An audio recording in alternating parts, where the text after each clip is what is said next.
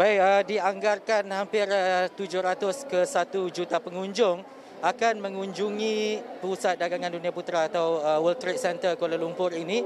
Pastinya ada sempena dengan Pesta Buku Antarabangsa 2022 dengan hampir 700 gerai disediakan dengan 300 penerbit disediakan di sini. Tertangguh sejak 2 tahun lalu, Pesta Buku Antarabangsa 2022 kembali selepas 2 tahun tidak bersama-sama dengan pengunjung ataupun bagi peminat-peminat buku.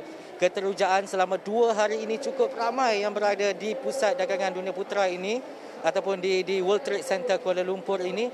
Pastinya ini mencerminkan satu lagi antara titik tolak untuk melihat kepada bagaimana kecenderungan rakyat Malaysia membaca. Tetapi sebelum itu, saya tak nak bawakan dulu perkembangan langsung daripada sini. Ini fokus minggu depan. Assalamualaikum dan salam sejahtera. Saya Ehsan Dahaya akan membawakan kepada anda perbincangan kita hari ini. Terutamanya walaupun berlatar belakangkan dengan orang ramai dan juga buku-buku yang ada dekat sini. Tetapi antara isu-isu penting sepanjang minggu depan akan kami bawakan kepada anda. Yang pertama adalah pada 5 Jun yang diiktiraf pastinya setiap tahun untuk Hari Alam Sekitar Sedunia. Jadi bagaimana untuk kita memelihara, bagaimana untuk kita memulihara adalah satu peranan penting yang perlu kita terapkan dalam setiap diri masyarakat di Malaysia. Jadi saya nak terus saja ketika ini melalui telefon bersama dengan Amlir Hayat yang merupakan aktivis alam sekitar. Assalamualaikum Cik Amlir. Waalaikumsalam, Isa, apa khabar? Baik, Alhamdulillah Cik Amlir. Mungkin suasana dekat sini agak gamat sedikit sebab saya berada di Pesta Buku Antarabangsa 2022 di Kuala Lumpur, di World Trade Center ini. Tetapi kita nak membincangkan antara isu penting adalah berkaitan dengan alam sekitar. Berkaitan dan juga sempena dengan sambutan alam sekitar 5 Jun setiap tahun. Bagaimana Cik Amlir melihat kepada keadaan, situasi semasa, kepentingan dan juga bagaimana untuk rakyat Malaysia dan dunia memahami bahawa alam sekitar itu untuk dilihat masa depan, untuk diterjemahkan dalam keadaan yang sangat-sangat baik selepas ini? Okey, terima kasih Ihsan. Bagi saya, kita rakyat Malaysia haruslah mula melihat dengan lebih mendalam lagi bahawa alam sekitar ini ialah sebahagian daripada kehidupan kita. Kita tak boleh melihat alam sekitar ini ataupun isu-isu yang berkaitan dengan alam sekitar, misalnya perubahan iklim ataupun pencemaran air, udara dan sebagainya sebagai sesuatu yang terpisah. Saya rasa penglibatan rakyat Malaysia yang saya anggap masih lagi boleh diperbaiki lagi, masih tidak begitu mantap kerana kita masih lagi melihat alam kita itu sebagai sesuatu yang berbeza daripada kehidupan kita. Kita tengok orang masih buang sampah merata-rata, padahal mereka lupa bahawa sampah itu sebenarnya akan contohnya masuk ke dalam sungai dan menjejaskan kehidupan kita. Jadi perkara itu dia tak nampak. Jadi bagi saya, sama ada di peringkat pendidikan awam ataupun peringkat pendidikan sekolah, harus ditekankan kaitan yang sangat rapat ini. Supaya kita boleh melihat setiap kali kita buang sampah, ia akan menjejaskan kehidupan kita dan juga orang lain.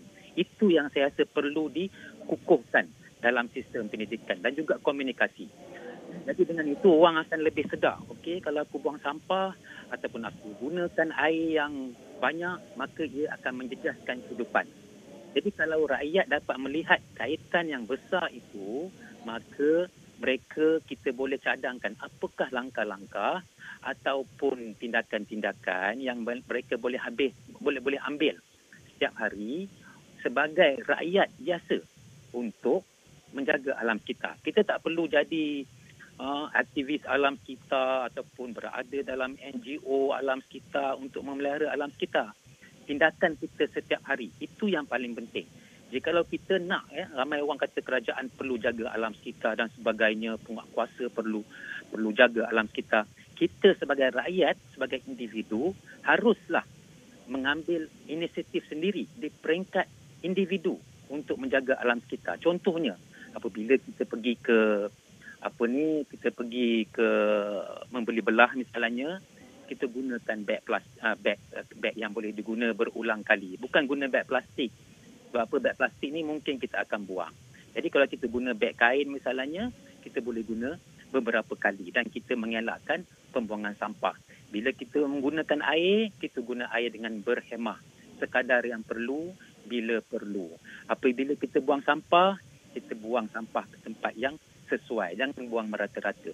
Jadi apabila langkah-langkah ini kita ambil di peringkat bawahan dan juga sistem pendidikan itu selaras dengan tindakan-tindakan ataupun selaras dengan kehendak alam kita, maka kehidupan kita akan lebih baik dan di peringkat atasan juga insya-Allah perkara ini akan terjaga, alam kita akan terjaga. Jadi maknanya mesti dari peringkat bawah lagi, di peringkat sekolah lagi kalau boleh kita terapkan nilai-nilai murni ini. Dan perkara ini memang disebut dalam falsafah pendidikan kebangsaan yang rasmi menjadi falsafah kepada sistem pendidikan formal di Malaysia.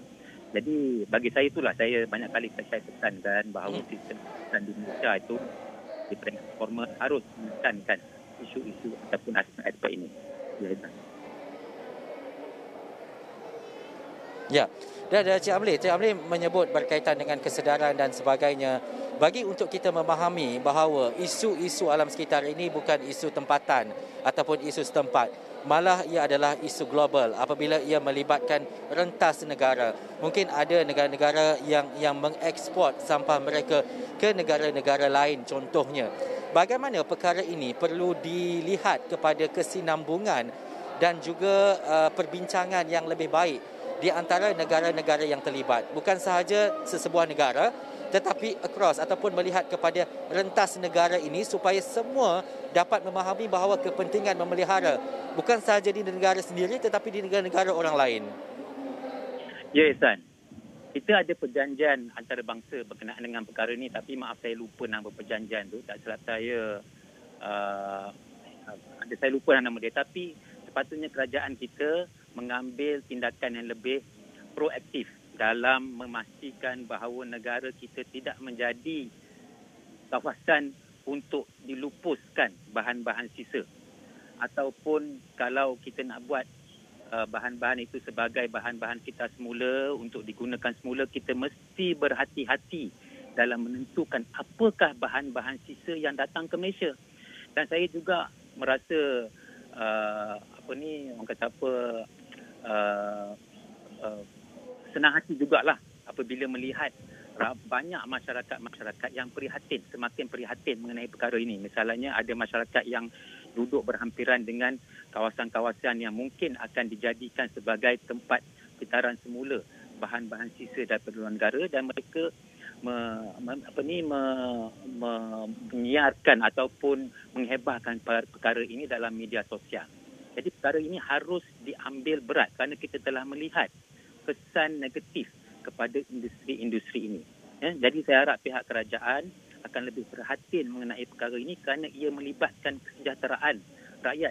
Bukan kesejahteraan biasa ni, tetapi nyawa rakyat. Dan rakyat juga haruslah lebih prihatin dan mengambil tindakan yang agresif untuk memastikan bahawa tindakan-tindakan ini berada dalam tahap yang terkawal. Kalau tak terkawal, kita akan menghadapi banyak masalah-masalah seperti yang pernah berlaku di Jenjarum beberapa tahun dahulu. Dan juga Cik Amli, satu perkara sempena dengan Hari Alam Sekitar ini, antara peranan-peranan yang diambil bukan sahaja dalam kalangan masyarakat tetapi semua pihak, NGO, pihak kerajaan dan sebagainya. Kita tahu kes-kes pencemaran masih lagi berlaku, kes pencemaran sungai, buang sampah dan sebagainya. Tetapi dalam konteks ini, apa yang Cik Amli boleh sarankan mungkin dari segi sudut undang-undang, penguatkuasaan dan juga pemantauan itu yang lebih jelas, yang lebih kuat dilaksanakan bagi memastikan bahawa untuk tempoh ke tahun-tahun akan datang ia lebih konsisten dan tidak berlaku kes-kes dan isu-isu pencemaran alam sekitar yang lebih besar.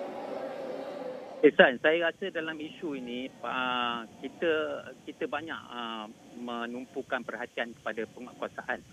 Pada waktu yang sama kita mesti sedar bahawa saiz penguatkuasaan adalah agak terhad.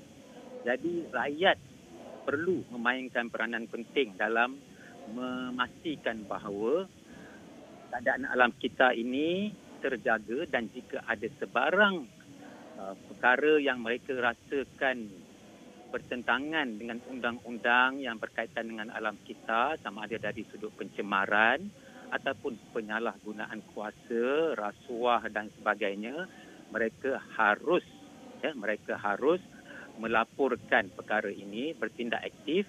Contohnya melaporkan perkara ini kepada pihak atasan, dan kalau kita nak masukkan dalam media sosial pun okey. Bagi saya ia satu tindakan yang saya tengok sekarang ni semakin popular. Apabila ada isu ini diwawarkan dalam media sosial, misalnya kes sampah di Tasik di Kajang baru-baru ini, maka tindakan oleh pihak ataupun agensi penguasaan terus diambil. Jadi perkara-perkara ini perlu teruskan. Kalau tidak, mungkin pihak penguasaan dia tak tahu pun sebab apa kawasan yang dijaga ataupun dipantau itu sangat besar berbanding dengan kuasa ataupun saiz penguasaan yang ada. Jadi rakyat haruslah mengambil langkah yang lebih positif untuk memastikan bahawa alam kita ini terjaga, ya, dan bantu bekerjasama dengan pihak-pihak penguasaan, misalnya pihak-pihak berkuasa tempatan, ya, majlis-majlis ataupun pihak-pihak bandaran, kemudian dengan jabatan alam kita, dan kalau di Selangor dengan lembaga urus air Selangor. Jadi selalulah kita memerhatikan keadaan alam kita, sebab saya terus terang, Ihsan, bagi saya agak risau melihat keadaan kualiti alam kita yang ada sekarang, kerana ia boleh menjejaskan keadaan ataupun kesejahteraan rakyat. Ya, kita dah lihat bukan saja setakat pencemaran udara ataupun penebangan hutan, tapi ia melibatkan isu-isu lain seperti banjir yang teruk, mengakibatkan kehilangan harta benda malah nyawa. Jadi rakyat haruslah terus aktif untuk membantu kerajaan bagi mengurangkan masalah alam kita ini. Kita jangan ingat bahawa tindakan kita kecil. Banyak orang saya tahu dia kata macam dia dah fed up dengan masalah alam kita di Malaysia. Jangan fed up. Ya, bagi nasihat saya, teruskan walaupun perkara itu kecil. Tetapi ia bererti. Kalau ramai orang buat perkara kecil, maka ia akan jadi perkara yang besar.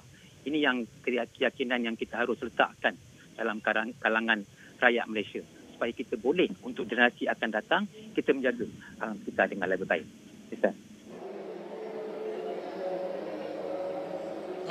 Baik, terima kasih Cik Amlir Hayat, aktivis alam sekitar. Saya rasa jelas apa yang dinyatakan oleh Cik Amlir tadi.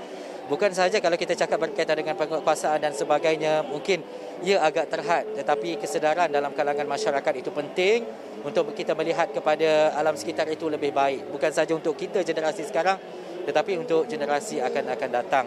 Dan khususnya sempena Hari Alam Sekitar yang disambut setiap 5 Jun, pastinya kita mengambil inisiatif untuk memastikan alam sekitar sentiasa terjaga dan sebagainya.